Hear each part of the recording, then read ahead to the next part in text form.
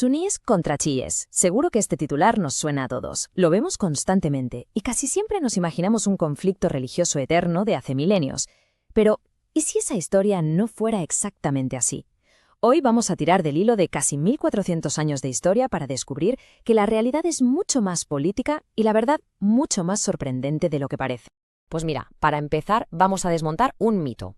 Los propios expertos lo dicen bien claro. La idea de que estas dos comunidades llevan en guerra desde siempre es sencillamente históricamente inexacta.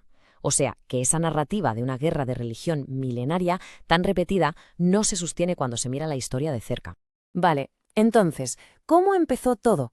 Para encontrar la respuesta tenemos que viajar muy atrás en el tiempo. Y lo primero que descubrimos es que esta división no nació por un debate sobre la fe, sino sobre el poder. Y esto es fundamental entenderlo, ¿eh? Los primeros musulmanes estaban de acuerdo en lo más importante, en las bases de su fe. El problema, la fractura, vino por una pregunta mucho más terrenal. Ahora que el profeta ha muerto, ¿quién manda? Imagina la situación. Tras la muerte de Mahoma, la comunidad musulmana se queda de repente sin líder. No había dejado instrucciones claras sobre quién debía ser su sucesor, y de esa incertidumbre, de ese vacío de poder, nació la primera gran división. Y los acontecimientos se precipitaron. Primero, un grupo eligió a Abu Bakr, un compañero de confianza del profeta, como nuevo líder, como califa. Pero otro grupo muy importante creía que el heredero legítimo era Ali, de la familia del profeta. Años después, el propio Ali fue asesinado. Pero la herida se hizo ya insalvable con la tragedia de Kerbala, donde el hijo de Ali, Hussein, murió en batalla. Ese evento se convirtió en una fecha clave, un pilar de la identidad chií. Así que, en esencia, teníamos dos posturas muy claras. Por un lado, los que defendían que la comunidad debía elegir al líder por consenso, al más cualificado, y por otro, los que creían que el liderazgo era algo casi divino, que tenía que quedarse en la familia del profeta. Y es que los propios nombres ya nos dan una pista enorme. Sunni viene de sunna, que es seguir el ejemplo y la tradición del profeta, la que establecieron sus compañeros. Y chií viene de Shiatu Ali, que significa literalmente el partido de Ali. Más claro, imposible. A ver, hemos hablado mucho de la división, pero ¿y si en realidad hay más cosas que los unen de las que los separan? Vamos a echar un vistazo a las similitudes, que son muchísimas y a menudo se nos olvidan. Pensemos en lo fundamental, en el corazón de la práctica islámica, los 5 pilares. Pues bien, son exactamente los mismos para ambos grupos. La declaración de fe, la oración, la caridad, el ayuno en Ramadán, la peregrinación a la Meca. Todo eso es territorio común, compartido por prácticamente todos los musulmanes del mundo. Pero si hay algo que los une por encima de todo es sin ninguna duda el Corán. Tanto suníes como chiíes lo veneran como la palabra de Dios, sin cambios.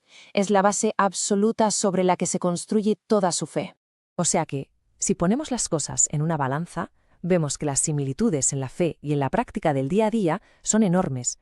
Las diferencias, que son importantes, claro, se centran en la estructura de la autoridad religiosa y en la interpretación de la ley. Pero todo viene de aquella disputa original sobre el liderazgo. Bueno, dejamos la teología y la historia un momento y viajamos al presente. ¿Cómo es el mapa del Islam hoy en día en el mundo? A nivel mundial los números son clarísimos. La inmensa mayoría de los musulmanes, casi un 90%, son suníes. Los chiíes son una minoría importante, sobre un 10 o un 13%. Y este dato de verdad es absolutamente clave para entender la geopolítica de Oriente Medio.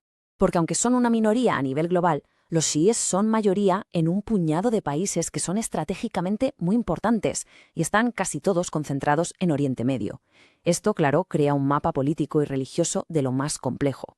Y aquí es donde la historia da un giro dramático.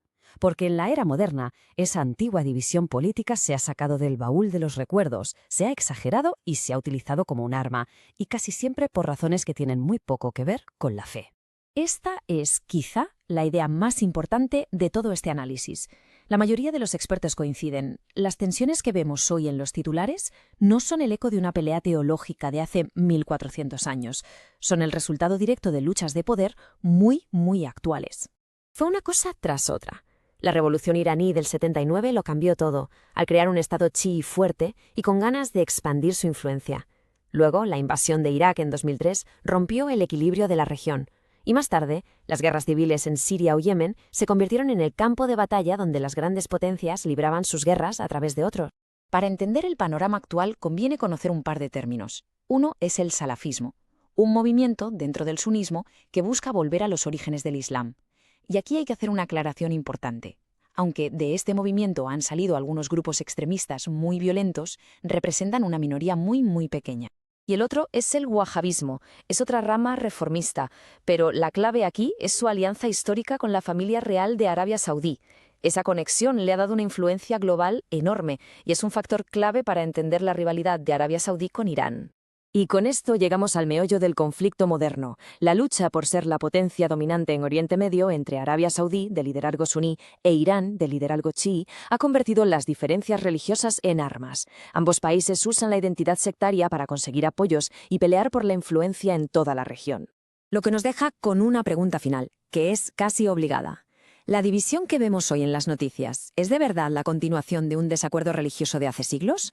¿O es en realidad una lucha de poder muy moderna, que simplemente se ha disfrazado con el lenguaje de la fe? Todo apunta a que la respuesta es la segunda, y esa es una idea clave para entender muchos de los conflictos que definen nuestro mundo.